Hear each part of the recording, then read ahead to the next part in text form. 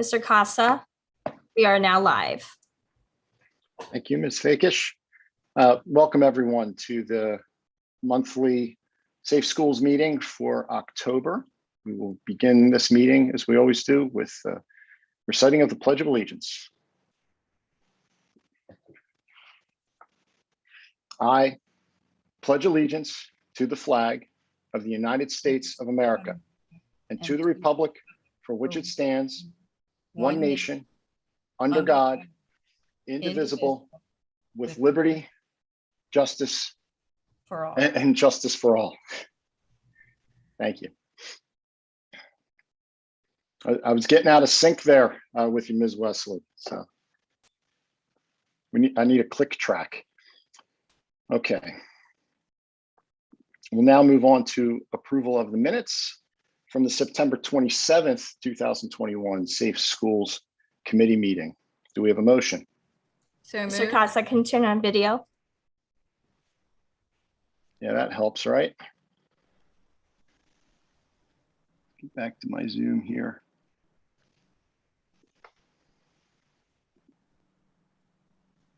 Having some technical issues on my side too, Ms. Fakish.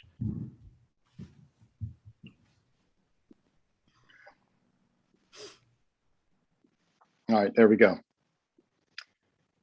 Thanks for looking out. I'm sorry, do we have a motion for approval of the minutes? Yes.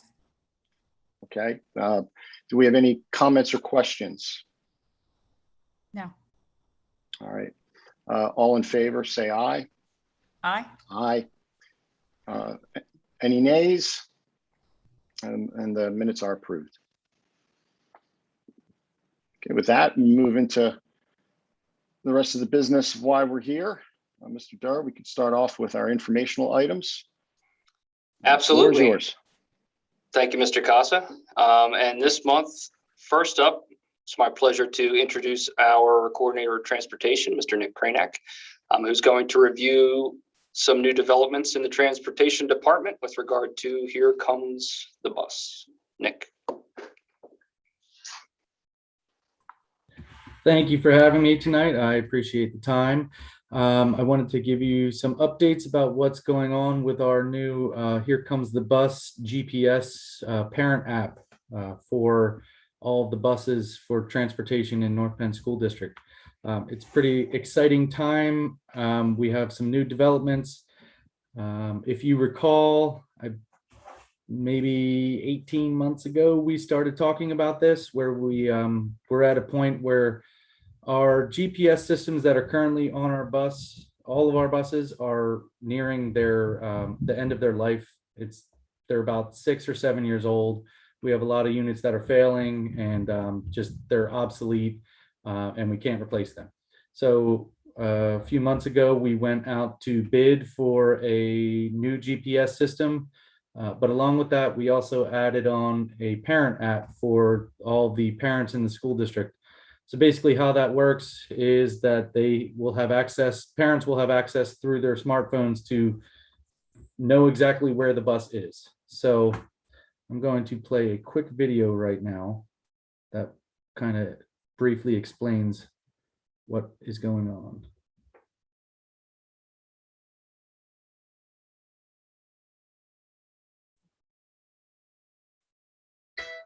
Every morning, Susie's parents sent her traveling down to the bus stop. And every morning, Susie was either a little too late or a little too early, which meant standing in the freezing cold, pouring rain, hot sun, and roaring winds. Luckily, Susie's parents started using Here Comes the Bus, a new app that lets them see the exact location of Susie's school bus. Now Susie arrives at the bus stop at just the right time, every time. Here Comes the Bus from Synovia Solutions. Don't ask, no. And we have one more quick video.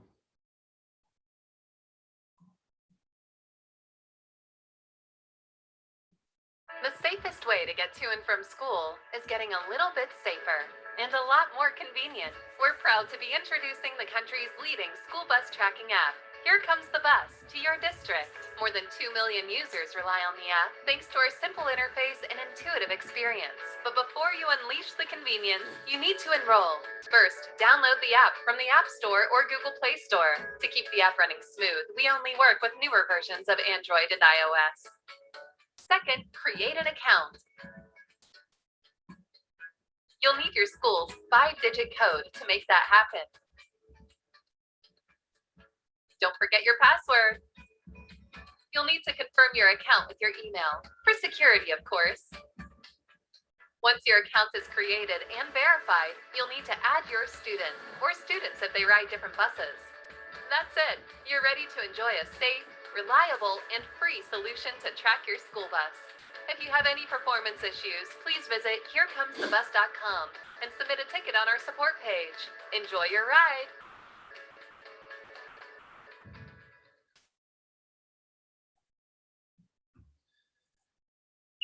My job is to make college easier because students have a lot. Sorry about that. Autoplay. So that was just a very, very brief 2 videos right there that give you a general overview of how the program will work. Basically, parents will download an app in their smartphone, and then they will be able to put in the school code and then put in the bus number that their kids actually ride. So you can do this for as many children as you have in the district. And basically the idea is that we always had GPS tracking our buses, so we knew where they were at all times. But now parents will have that ability to do that as well. And it's very safe. They only have access to the students registered to them.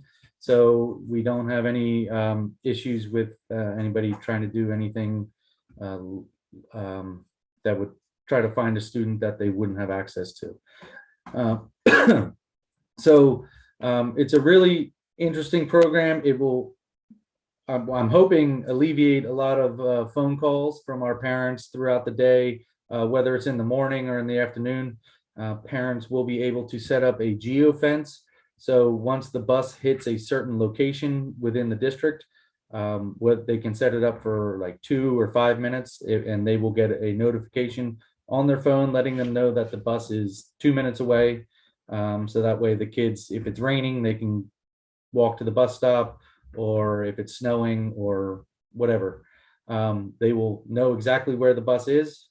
It will be on all of our buses, all of our vans, including First Student and our district fleet. Right now, I did speak with Synovia today. We received a delivery last week for all of our full-size buses, because the full-size buses have a different component than the microbuses and the vans. So we do have a delivery of all the buses, the GPS units for all of the buses. So we are going to start the installation on those on the week of November 11th. We're going to do it as close to on the nights, weekends, in between shifts, so it doesn't affect any of our it doesn't affect any of our normal operations. So we're not going to have to worry about for kids to we don't have to worry about spare buses or anything like that. And I should mention that this app is free for parents to use. There's no cost to the parents to use this app.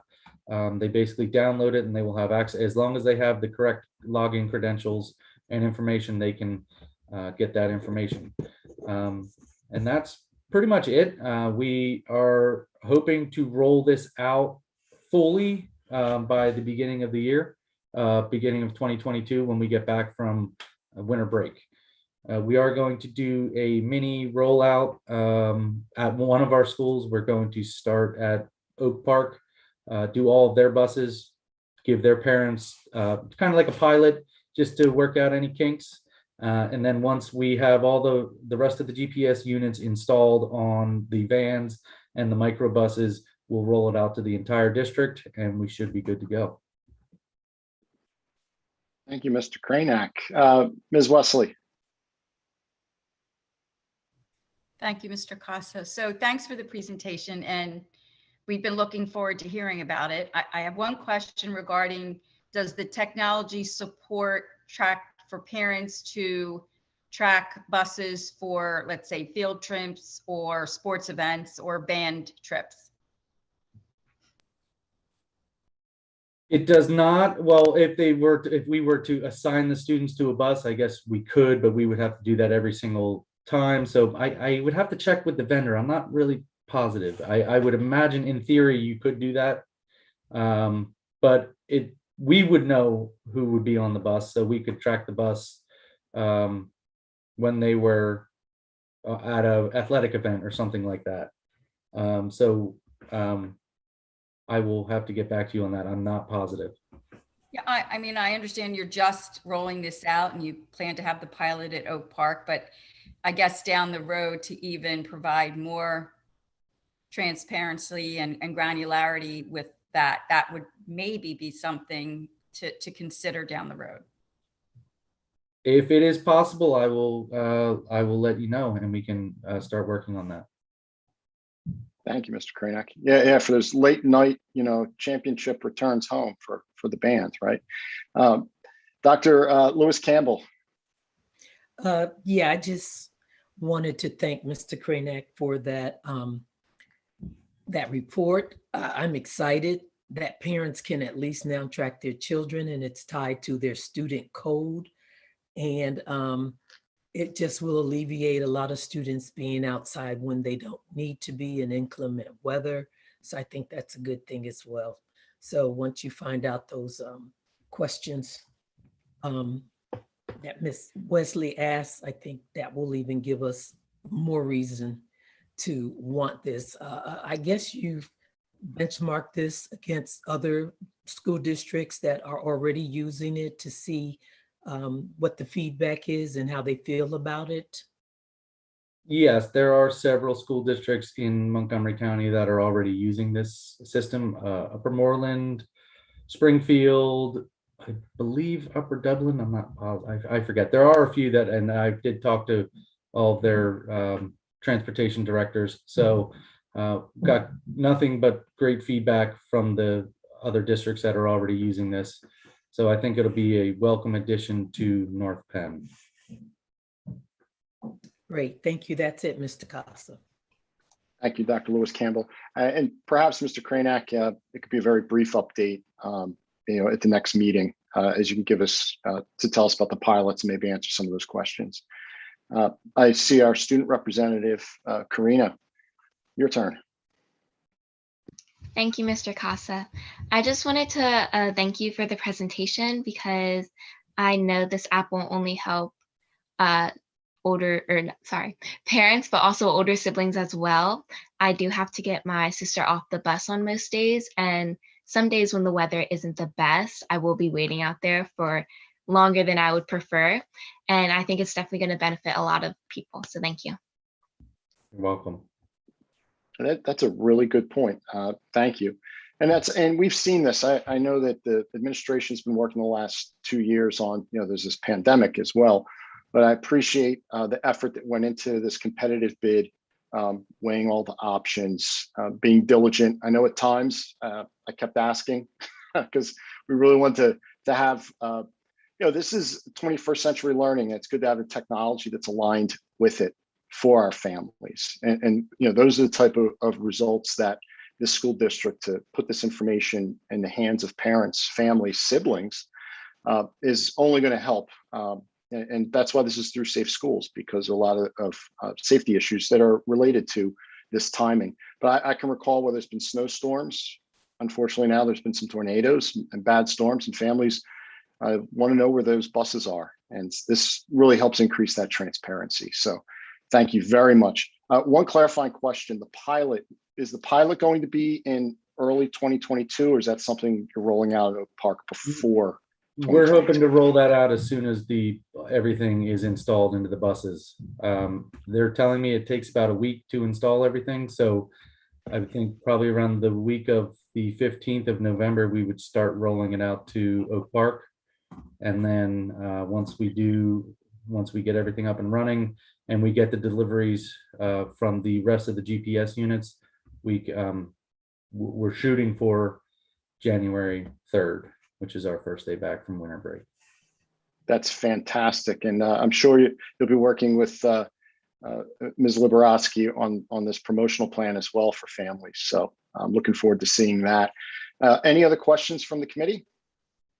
Yes, Mr. Casa, and actually it was Dr. Lewis Campbell, Mr. Kranick, that made me think of this. So in terms of the other districts, their response or feedback to you all regarding the availability of the system, what's the downtime associated with it? Is it available and up 99.9% of the time, or are you anticipating unavailable timeframes? I have not heard any feedback that would lead me to believe that there's any downtime, that there has been any issues with parents not being able to access anything. And especially now with all the districts dealing with the driver shortage and everything, there's a lot of subs driving runs on different days. You may not have the same driver each day of the week, which we try to prevent that. But again, we have some people covering shifts or runs. So if a driver is driving every day, the timing is pretty much down every day and they get there at almost the same time. Whereas if you have a sub driving the bus, you might be running behind 2 or 3 minutes or 5 minutes, whatever it is. So a lot of the calls that we get are parents who are still working from home that don't have time to go stand at the bus stop for 20 minutes to wait for a bus that may have left the school a little late, or there may have been an accident or something like that. This way they know where the bus is and they can get there and it doesn't disrupt their workday. Well, I think that's wonderful. And I think it's something important to include, that the reliability of this new software should be there for them when they need it and want it. And then Karina will be spot on running out to get her younger siblings. Thanks. Dr. Lewis Campbell?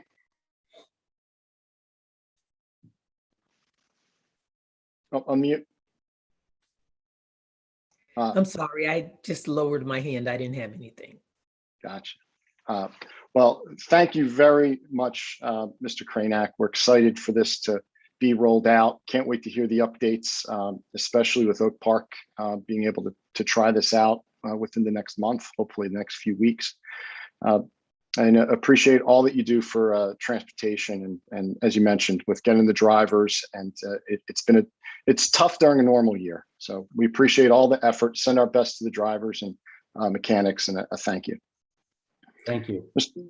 Mr. Durr, next item. All right, thank you, Mr. Kranick.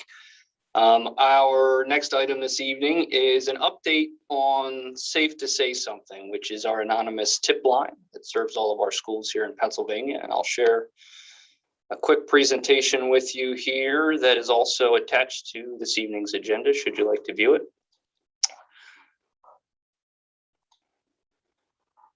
Everybody see Safe to Say Something program update there? All right. So as I mentioned, Safe to Say Something, we're now 2 years plus into our Safe to Say Something experience here in Pennsylvania. And just to offer a little bit of background to refresh your memory, this is something that was established in the wake of the Parkland school tragedy, in what we saw as really a flurry of legislation that came forward after that time. This was Act 44 of 2018 that mandated the establishment of this anonymous reporting system, which then went live in January of 2019. And it allows anybody statewide to submit anonymous information to the tip line that has to do with the safety of the school environment. The program is run by the Office of the Attorney General in Pennsylvania, and it actually includes a staff of crisis analysts who are trained and on duty 24/7, 365 to receive tips, process and triage them, and then send them to the appropriate school agencies on the other end. So the importance of the anonymity really is, it's rooted in research from across the nation. And certainly I'm not an expert in speaking to the research, but what I have seen are some of these things when it comes to students or adults for that matter, sharing information with school officials that they have about maybe another student, maybe a situation that has to do with the safety of the school or the safety of a particular child. Many folks don't want to attach their own identity to those pieces of information for a variety of reasons. They feel like somebody else might have already reported it, so I don't want to make a big deal out of it. I don't want to be a snitch. I don't want to even get involved. I don't think it needs to be a 911 thing. It's not really that important. But if we overcome that hurdle of attaching your identity to that information, many times folks are much more apt to share that information. And that's really the bottom line here when it comes to the anonymous reporting tip line or the anonymous reporting platform. It's important to point out really that safe to say something is a two-pronged approach. There's two components here. One is the platform, the technology itself that collects and tracks the tips. And the other is an educational piece, an informational piece for students on what are the things that need to be reported. What are the warning signs? What are the things that if you see them on social media or in your day-to-day class activities that need to be brought to an adult's attention? And what are the ways to do that? Safe to say is just one method. Obviously, we would love if that information was shared directly with an adult, with a trusted teacher or a school administrator. But again, many times, students or adults, they don't want to attach their names to those things. So the tip line, the anonymous tip line, is a way to share that information directly with school officials without having to associate your identity. So as far as the training goes here at North Penn, we complete that training annually as required in the months of September and October. Initially, when we rolled this out in 2019, we trained students in grades 7 through 12, middle and high school. Last year, we actually added on students in grades 5 and 6 at the elementary level, because what we realized was these students in many cases are also in the social media worlds that a lot of these older students are as well. And they have information, whether it be serious school safety information or things like bullying, harassment, or things that are more routine in the school environment that we want them to share with us. So we thought it was important to share the training with them as well. In grades 5 and 6, that training is done in person. It's completed by our school climate coordinators in conjunction many times with our school guidance counselors. I was just at Oak Park actually last week, and our school climate coordinator there was completing a 5th grade lesson on that day. So students actively being trained at Oak Park. And then in grades 7 through 12, the training is completed through a video presentation that we put together, and then followed up with a classroom discussion in many cases. And time is allocated at those levels to complete this training. When it comes to actually submitting tips, if you're not familiar, there are 3 ways to submit a tip into the Safe to Say Something platform. There's a smartphone application that can be downloaded. There is a website. You can go to safetosaypa.org and submit a tip directly from a web browser there. Or you can actually call on the phone and speak to a crisis analyst in Harrisburg who will collect the information and then send it on its way to the appropriate school level. I put this slide in here mainly for one reason. There's a myth or some misinformation, I should say, out there that the anonymous tip line is only for reporting someone who's planning a plot of school violence. And I think part of that has to do with the fact that the establishment of the tip line followed so closely in the wake of the shooting tragedy in Parkland. But really, Safe to Say can take any types of information, and that's what we want. I'm actually presenting at our All Things Equity session tomorrow evening, our community ed session with Dr. Waters and Dr. Hart on this very topic, because it's important to note that some things like harassment, like bullying, like hate speech and discrimination are categories you can select if you're submitting a tip through Safe to Say. And that's important for folks who want to bring those things to our attention, but maybe don't feel comfortable doing it. So it's important to note again, not just for school violence or serious school violence, but really anything that could impact the safety of the school or the safety of students outside of the school can be submitted into this Safe to Say Something system anonymously. To review quickly our process, what does it look like here at North Penn when we receive a tip?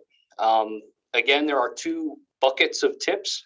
There are non-life safety tips, which are those things that are, I'll call them more routine behavioral type things in the school environment. And there are life safety tips, which are serious in nature, serious bodily harm, and potentially imminent in nature. And they're handled slightly differently. Non-life safety tips come through frequently. They're delivered to our initial contact team here at the school district between 6 a.m. and 6 p.m. during the day. So essentially, if a tip came in the middle of the night that was non-life safety, we would receive it at 6 o'clock the following morning. Our initial team consists of myself, Dr. Bauer, Dr. Waters, Dr. Dietrich, and then we added in midway through the development of our process here, we also added in via email the appropriate school principal. So if there's a tip submitted for North Penn High School, Mr. Nicholson also receives an email copy of that tip so that he can get advance notice and working on anything he needs to do. Our team conferences with the appropriate school officials to make sure they've received the tip. We then collect back the information as to what was done, how it was handled, and we populate that back into the tip system and close it out with a specific disposition on how it was handled for tracking purposes. You can contrast that non-life safety tip process with a life safety tip process, which is a little more fluid in nature. When something comes in that's very serious and potentially imminent, life safety tip, those are given to our initial contact team immediately, regardless of when they come in. So whether it's a weekend, a middle of the night, or during the school day, those come through via email, text, and they're followed by a phone call from the crisis center to our initial contact team, making sure that we receive them. Many times, these come through outside of the normal school day, and some immediate action needs to take place in order to ensure that the subject of the tip is either safe or remains safe. And that's done chiefly by law enforcement. That's our vehicle to access a home, reach out to a family, make sure there's safety in place outside of the school day. So when we receive a life safety tip, what we need to do most of the time is provide the information for law enforcement to go out and do that well-being check, do that welfare check.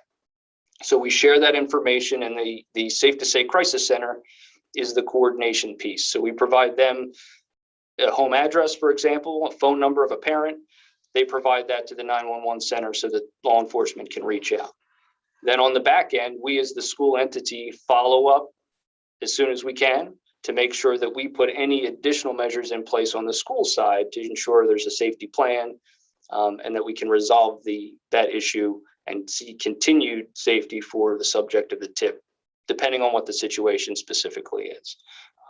Similarly, as to the non-life safety tip, these also need to be closed out with a specific disposition provided within the system. So that's the summary on how we handle those two types of tips. I frequently get asked if the anonymity can be broken. The answer is yes, in very rare cases. If there is something, either abuse of the system, criminal activity conducted through the tip system, certainly the Attorney General's office can get the proper court orders to break anonymity and prosecute those crimes. Also, if there's a case in which somebody provides a first-person threat or a first-person tip where it's essential to ensure their own safety, that anonymity be compromised, that can happen as well with consultation with law enforcement. So it can be broken. I'm not aware of a situation here at North Penn where that has had to happen. So to give you some broad data here, the most recent Safe to Say Something annual report is also attached to this evening's agenda, should you like to review it. But in summary, during this 2021 school year, this is what we saw throughout the state as far as total number of tips goes, in addition to the top 10 categories and the number of tips associated with them. And you'll also see our North Penn School District total number of tips, and those top 10 categories, which mirror largely what was seen statewide.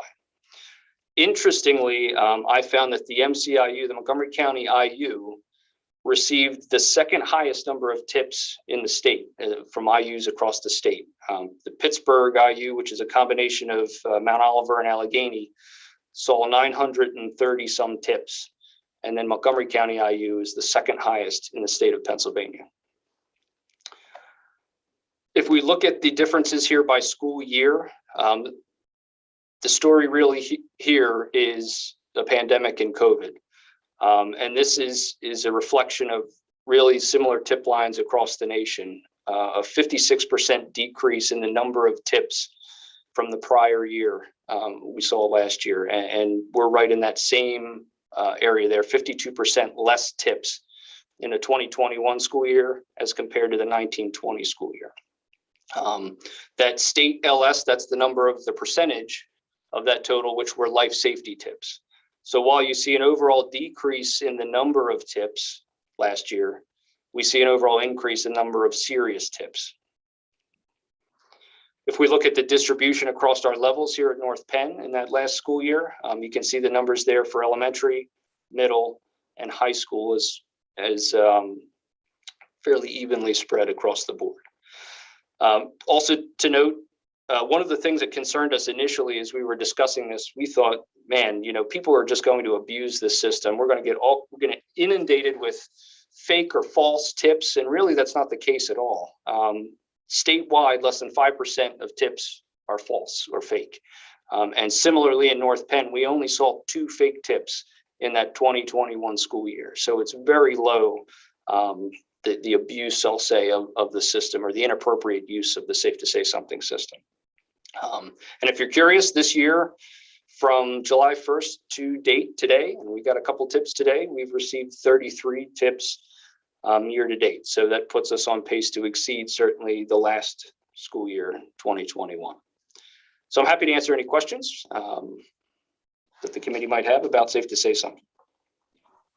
Or Ms. Wesley. Thank you, Mr. Casa. Thank you, Mr. Dorr, for the presentation. 2 questions. I'll just ask them, you answer them in the order that you prefer. The statistics from 19 to 20 school year to 2021 was COVID an impact at all? And then my second question is specific to how students are taught, made familiar with the system. Is it in a classroom environment, videos, and who does it, if you would? Thanks. Sure. So to your question about COVID, I think certainly COVID is the reason we saw far less tips. And why specifically during COVID we saw less tips, I don't know that I'm prepared to say, but I think Dr. Bauer would echo the fact that in that period of closure that we had immediately following the pandemic there in March, it was radio silence as far as tips go, which was concerning because we knew that these kids were at home. We knew that all of the issues we had seen come through Safe to Say up until that point didn't disappear, but we weren't hearing about them. So it's very concerning, as a matter of fact. And I would say directly related to COVID and our lack of contact and being able to push as well as we do during the school year, the Safe to Say Something system.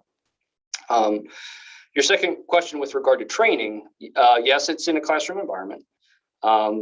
At the elementary level, it's instructor led. So it's a presentation given by our school climate coordinators and school counselors to those 5th and 6th graders. And then at the middle and high school levels, it's a video presentation, which is actually available publicly on YouTube for anyone to review. But that video is a collaboration of all of our secondary principals, myself, Dr. Bauer, reviewing the Safe to Say Something information, what we need to see, the tip line, how it works. And then that's followed up, that's shown in class or in time carved out of class time, and then followed up with a classroom discussion if necessary to clear up any questions. Thank you very much. And Mr. Durr, yeah, thank you for this update. I appreciate how you give us these regular updates on the Safe to Say Something program. And you've been responsive as well. We've had families when this was first rolled out ask how we could promote it further. I think one suggestion was having it on student laptops. There's different opportunities and initiatives. Are there any other initiatives that may be in the pipeline or something that you have found has worked over the last 6 or 8 months? Particular to the promotion, promotion of the program itself, to families as well as to students. Yeah, so you raise a good point. We did place it on the desktop of student devices in the district to give them quick access to it. And in addition to our annual training that we do have materials posted throughout the school in areas frequented by students, restrooms, for example. Those materials are refreshed every year. We get additional from the state, which we roll out to the principals to promote in their buildings. And then certainly outreach to parents. Prior to the pandemic, I held a number of outreach sessions, and this was part of it for parents. And that's something I think we need to get back to here as we start to approach a normal again, is some in-person sessions, perhaps virtually, or in the evening where I can provide a variety of safe schools information. And this is an important piece of that. Thank you very much. Are there any other questions or comments from the committee?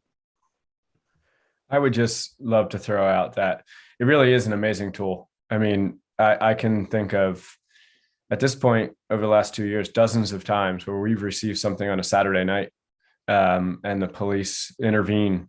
I mean, from the moment a student hits send to the point that Chris and I are speaking with Dr. Dietrich and police are at the home. We've had tips that a party was going to happen at someone's house and the police have shown up and busted the party. We've had students having suicidal ideation and the student ends up getting serious services because they really were to that point. So it's a wonderful tool. It has been very helpful for kids. And I do want it on record here that I am currently winning the battle between Mr. Durr and I in putting the address on the life safety tips into the chat for the police. We kind of have a friendly competition when there's a serious tip to get in there and put the address in as fast as we can. And I believe, because it's very important to do it in an expeditious manner. And Chris and I are keeping a tally. I think I'm winning. Hey, whatever gets our families and students to be safer. That's good to hear, that friendly competition. And one question I do have is how this dovetails with our behavioral threat assessment model, because there's this assess and intervene piece in the Safe to Say Something program. I'm assuming that is temporary in that moment, and then it bridges to the methodical behavioral threat assessment process. Is that assumption correct, or are there more details that we need to know about as a committee? You're absolutely correct. So Safe to Say Something, certainly in the case of the serious nature tips, is an immediate intervention in almost all cases. And then the follow-up and part of that coordination between our initial contact team and the school team that's doing the actual intervention, that's where we start to move into the threat assessment piece. And frankly, many of the members are the same. So it's a natural progression if we need to move to that threat assessment level from a tip which has already been dealt with, so to speak. Thank you. And for those in the community who are attending this meeting or watching it later, the threat assessment process is a multidisciplinary team that has a methodical process for assessing, prioritizing, and most of the time just getting resources to the person who needs it. But sometimes it's also an opportunity. It's an evidence-based program. One of the only ones the Secret Service and U.S. Department of Education says can help to mitigate or avert tragedies at schools and violent events. So that's why we're talking about how these pieces fit together. So Mr. Durr, I appreciate the fact that they do dovetail and it is part of this process. Any other questions from the committee? I wanted to ask Mr. Durr, or at least say thank you. And it's good to know that students have a way to find their voice, to speak out, to protect their peers even when a situation arises. So being that it's done, student training is done in the classroom setting, and you said it's also on video and on the website, we can even watch it. is there any way we can guarantee that each student or all of our students have been trained? I mean, we have so many students. Do they sign a statement to say that they've completed this course or what? So that we ensure that every student has gone through the training. Yeah, you raise a great point, because we do have a lot of students, and inevitably somebody was absent that day, and we didn't circle back with them to make the video available. So you raise a really good point about how we can confirm that they received the training. That's something we can certainly work on with Dr. Bauer and the principals. Yeah, we do have a verification process, for example, with student handbooks. At the beginning of the year, you send mailings home or links home and newsletters, and then there's a verification process where families go into Infinite Campus and check off, yes, I have read. Everybody's been through that in a variety of ways, even when you're purchasing something or signing up for an account, right? I accept the terms, or I have read this. We absolutely can add that to the verification process, Mr. Durr. I think it's a great idea. Thank you, Dr. Lewis Campbell. It is a really good point in having a culture of safety and security. We could also think a little more outside the box. I've seen programs where the training, you want to at least see a mastery of the skill, and it might be just a 2 or 3 question quiz. But the incentive to that, because, right, who wants another quiz to take? But are they able to get maybe a certain monetary amount in their student credit to get a dessert at lunch? Or is there something that a local business is willing to donate as an incentive? But that way we can try to increase the adoption rate, but also start to prove that they're not just checking the box. Not that any of us have ever done that before, or with our iTunes apps. But I think that's something this committee would like to hear about. No later than January would be great if we can get an update. You're not going to have a solution then, but I'd love to continue this conversation then. Is that a fair amount of time? Okay. Absolutely. Thank you. And any comments from our student representative? Okay, thank you. Well, it's going to be your microphone next anyway. So go ahead, Mr. Keep emceeing this. Yes, our final informational item, if any, is just an opportunity for our student representative.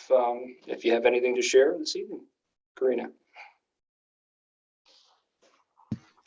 Unfortunately, I haven't thought of anything to share this meeting. Sorry. That's okay. Absolutely fine.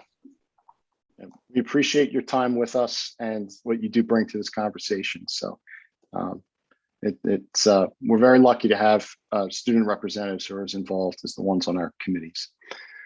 All right, with that, Mr. Durr, we do not have any other items to go through, correct? We will move to public comments. Ms. Fakish, do we have any raised hands? So I will learn whether I read the disclaimer or not. Yes, we do. Okay, I'll read this. For the public content aspect of our public comment, individuals attending this meeting virtually and intending to speak to the committee should be aware that they are being recorded. In order to meet the requirements of Pennsylvania Sunshine Law, it is necessary to record the names of all citizens who speak to the committee during the meeting. To ensure compliance with this requirement, it is essential that those planning to address the committee raise their hand electronically and state their name and township. Members of the audience are asked to limit their questions and comments to matters being discussed at tonight's meeting or matters that may come before the Safe Schools Committee in the future. To allow time for all those who wish to speak to the committee, the chairperson may ask an individual to yield the microphone to the next speaker. This is referenced in board policy number 903. Go ahead, Ms. Fakish. Our first committee member is Jason Lanier. Mr. Lanier, when I allow you to talk, please unmute your mic, state your name and address for the board. Go ahead, Mr. Lanier. Jason Lanier, Lansdale Borough.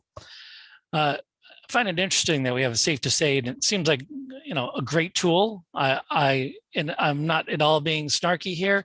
We're dealing to bullying in school and bullying by teachers against students, specifically on the privilege walk. Now, for months and months and months, you guys said that didn't happen. Mr. Lanier, this is Did not it happen germane or to the not? Did topic, it happen or and not? This is not a safe schools issue. So Why I'll not? give you this opportunity, Mr. Lanier, to talk about something that is on topic. Thank you. Please proceed. I'm wondering why it's not. Is it okay then to bully kids with teachers? I think we all know that answer, Mr. Lanier, for safe schools. Now, you have an opportunity to speak about safe schools and these topics, not to be bringing items up that quite honestly sound like it might be for the Education, Curriculum, and Instruction Committee, but this does not fit this topic. Anything else, Mr. Lanier? Yeah. Okay, proceed. There are some other things that I would be wondering. Thank you. So does this also, being safe schools, is where like we have our Chromebooks that are locked down very well, so kids can't access the wild internet all on its own, and that is a safe school prerogative, I would imagine. So if that being the case, then why would we have pornographic material in the libraries and available online through the school? You might want to say that Lanier, it has nothing to do with safe schools? This is not, no, you're bringing in an issue that's been addressed by the administration, does not fit within this committee. So please, you have just over a minute to go on to your next topic. Thank you very much for respecting the community and this committee's time. Just to understand, then not those topics, bullying and pornography provided by the school, is not safe school matter. That's only for a curriculum matter then? I have to understand that correctly. Honestly, Mr. Lanier, I think trying to understand the line of reasoning that you're bringing into this meeting, I'm not seeing what the logic is. These are issues that have been addressed. The administration has addressed it and has nothing to do with what's on topic tonight. So please fit the agenda in this committee. That's amazing. Okay, just as we as long as we have that on record, that it has nothing to do with safe schools, and it only has to do with what the administration and the board has said about it previously, then I guess everything is copacetic. Everything works out just fine. No problem. Everything's good. You're going to continue as been in the past with these things still being an issue, and you want to ignore them. I guess that's on you. But maybe it should be reconsidered as a function of the safe schools is to keep it safe from students against teachers and or salacious material in the library. Thank you for your time, Mr. Lanier. Those issues have not been ignored, and I trust that anyone who can look at a newspaper or ask the administration will get those answers that they're looking for. I will remind the public that this is not a debate. In committees, we tend to have a bit more back and forth since it's not as formal as the public action meeting hearings or in finance, but this is not an opportunity to cross-reference and debate any of the members on the committee. Thank you for your time, Mr. Lanier. Always do appreciate the fact that you are always at these meetings as much as any board member. So we thank you for your participation in this process. Next, Ms. Fakish. Next is Erin Blanco. Ms. Blanco, when you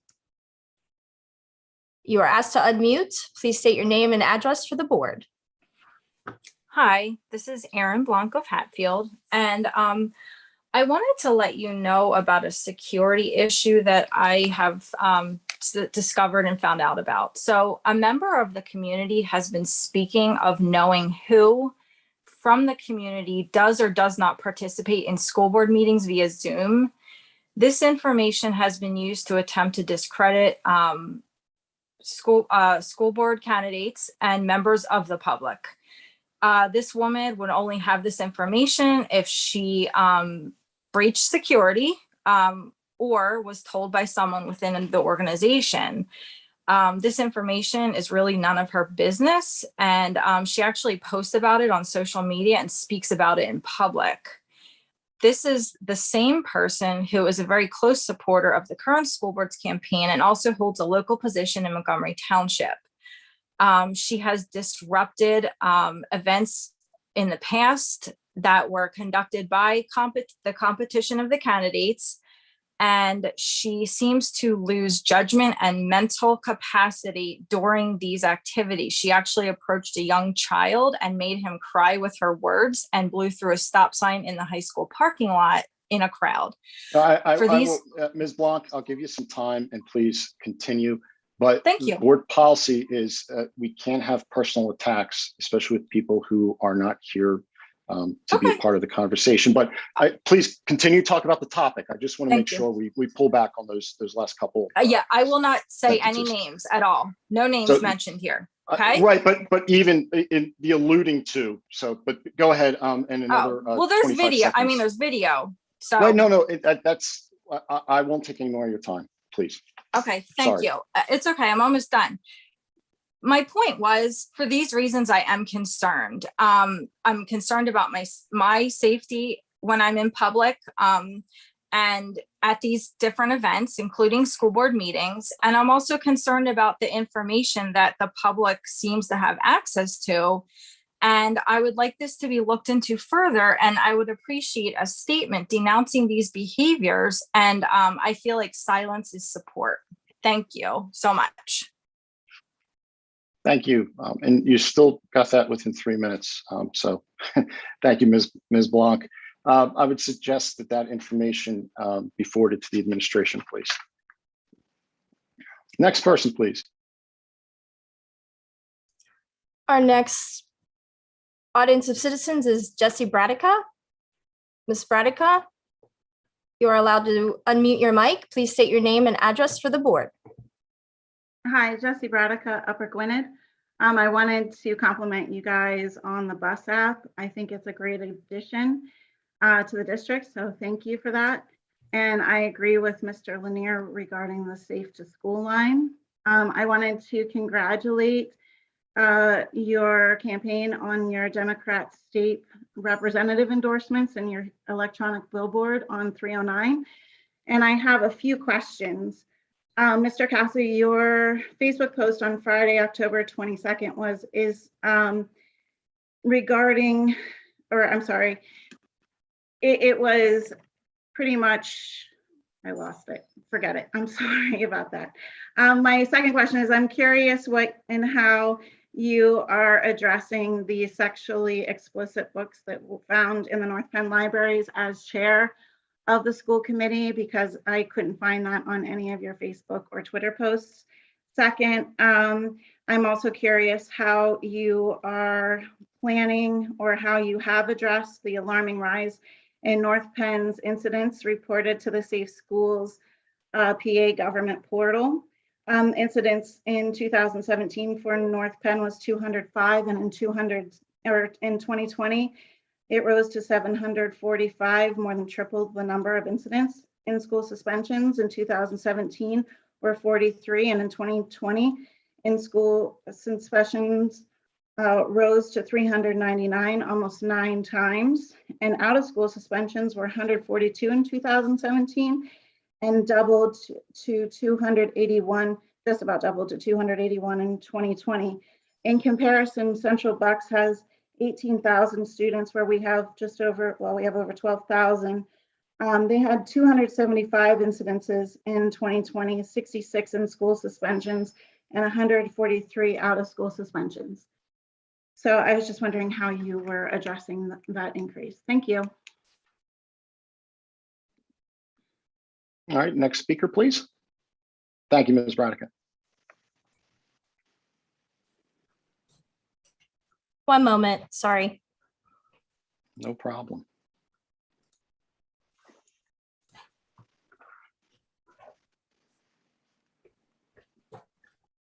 Our next speaker is Katie Hirsch. Katie, you may unmute your mic, state your name and address for the board. Katie Hirsch, North Wales. On KYW this morning, there was a board member of Pfizer who said that they expect the first doses of vaccine to be in the arms of kids ages 5 to 11, either November 4th or 5th. Given both the federal and state administrations push to roll out vaccines through schools I would like to hear some conversation about what North Penn's plan is in terms of vaccination clinics, how we are going to be making them accessible to the public, what our messaging is going to be, how it's going to impact school, our safety policy. I listened live to the Commonwealth Court hearing last Wednesday about the lawsuits regarding the masking order, and based on the judge's comments and questioning, it seems like there's a good chance that it may be struck down. And so I know, one, that it overrides our masking policy in the health and safety plan, and then also our health and safety plan stipulates that it needs to be reassessed based on vaccination availability. Both of these are coming up very quickly, and kind of concerned that we haven't begun talking about them yet. My apologies if I've missed it. I do try to pay attention to as many things as possible, but right now I am driving home from karate with my puppy. And so it's kind of difficult for the general public to make every single committee meeting. So it would be helpful to have some of these conversations, especially things that of this magnitude in the broader action meetings and work session meetings. That's all I have for tonight. Thank you, Ms. Hirsch. Some very good questions. I tried to write some of those down. And we'll touch upon some of that in other business. Thank you very much. Next speaker. At this time, Mr. Casa, that is all for audience of citizens. Thank you very much for managing this for us and making it so smooth. Dr. Bauer or Dr. Waters, whomever has some oversight in all the things that you do with the administration. Ms. Hirsch did ask some questions about vaccines, and I know we have discussed it some meetings.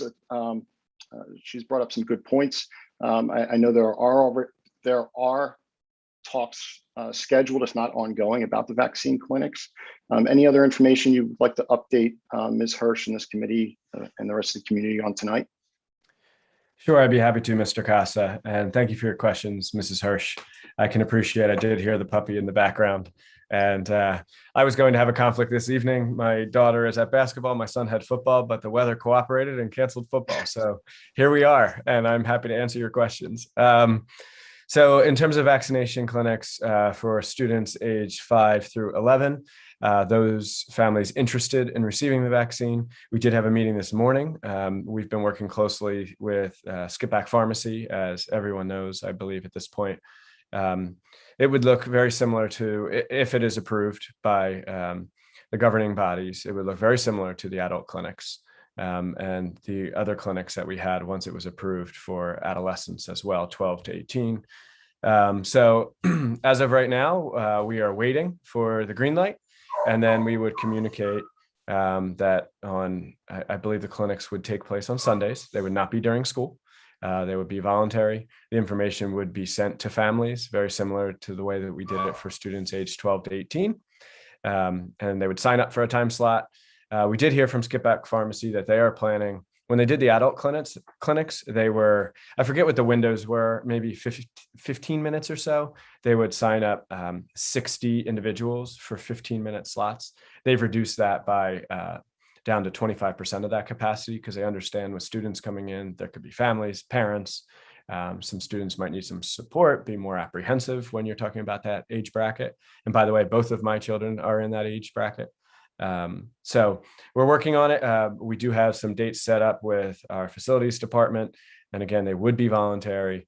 We would just facilitate the information from the pharmacy to our families, and families get to make that decision for their children. I would also ask Dr. Bauer, with the health and safety plan, and Ms. Hirsch in the community, they do have questions about the evolving nature of that plan. Now we all know that we're tied to the County Board of Health and the transmission rates.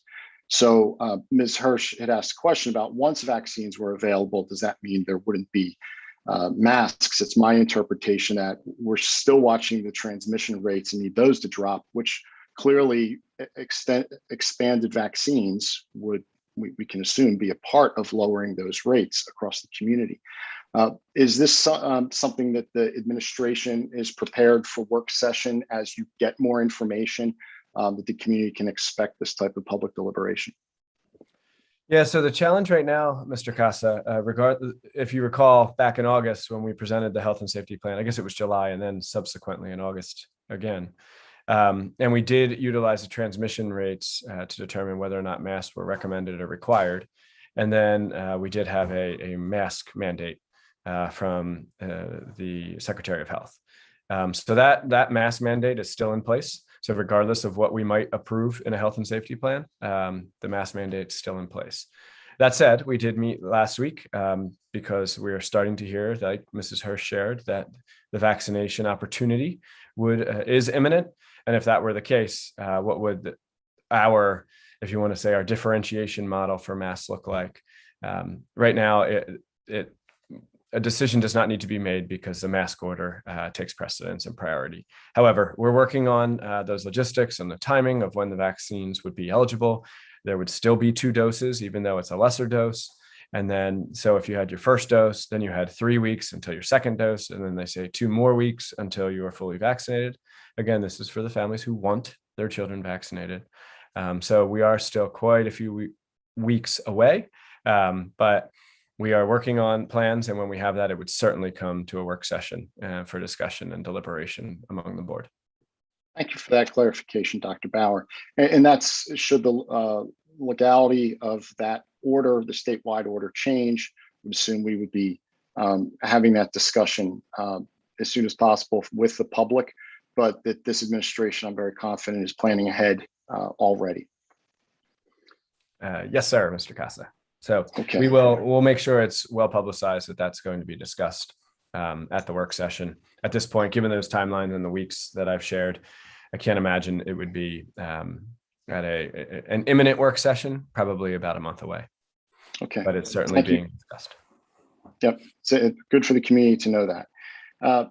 So on the issue of incidents that Ms. Bradica raised, I think, this is where I could talk for the next hour, but there'd be a lot of bored people. But I'll distill this, my 15 years of experience in campus and school safety and security. It's paradoxical, or you might say it's counterintuitive when you look at incidents and how they're reported. There's much research focusing on something called the Clery Act in higher education, which is a federal mandate for all institutions of higher education, virtually all, to report their crime statistics, also to talk about their policies and practices. I was executive director of the nonprofit Clery Center. I worked directly for that family. They lost their daughter, Jean, in 1986 in a horrific on-campus sexual assault and murder. I learned a lot from the Clerys. And one of the first things Mr. and Mrs. Clery taught me in that mentorship is that you should be most concerned about the schools with the low numbers. It doesn't mean that they are unsafe, but the risk is much higher that, number one, victims don't feel confident in reporting. Number two, victims don't report and don't feel confident because the administration in that school or on that campus is non-responsive. Number three, when you see the numbers that are higher, once again, it could be an unsafe school, but the likelihood, and they're PhDs, they're people who've done this research, is that the higher the number is actually more of a culture of safety that you have, because people feel comfortable that when they report, it will be acted upon. And only when you have good data can you make the appropriate decisions about where your resources should be allocated or not in your campus or school community. So it is troubling when we see numbers go up. The question is, are we being curious to peel that onion and find out the reasons why those numbers have gone up? I'll take a brief break on that one point. And Mr. Bauer, there was a change which led to the numbers that are being stated in 2017. If you could please help educate Ms. Bradica and this committee about those numbers. Certainly, and Mr. Durr, if you want to chime in, feel free. You're just as well versed in this area as I am.